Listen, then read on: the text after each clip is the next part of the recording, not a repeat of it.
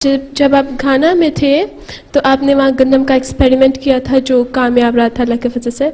तो आपको इसमें कितना लंबा प्रोसीजर था, ये कितना वक्त लगा था, और आपको कैसे पता चल गया था कि ऐसे मतलब ये कामयाब हो गया?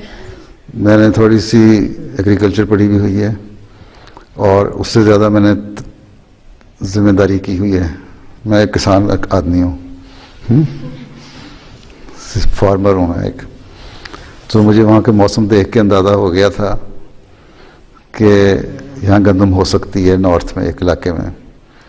और वहाँ इनका एक दरिया है बहुत बड़ा, उसको वोल्टा रिवर कहते हैं, रेड वोल्टा कहलाता है।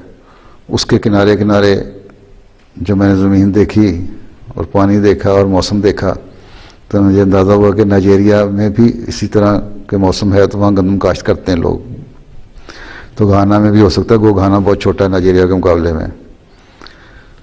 तो मैंने नाइजीरिया से गंदम का बीज मंगा के वहाँ एक्सपेरिमेंट किया, लगाई। पहले साल में ही अच्छी हो गई, दूसरे साल लगाई। उसके बाद मैं जितनी देर वहाँ रहा हूँ मैं तो वहाँ गंदम का आटा खाता रहा हूँ।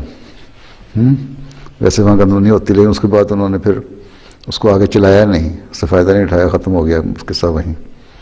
लेकिन ये साबित हो गया कि वहाँ लग सकती है।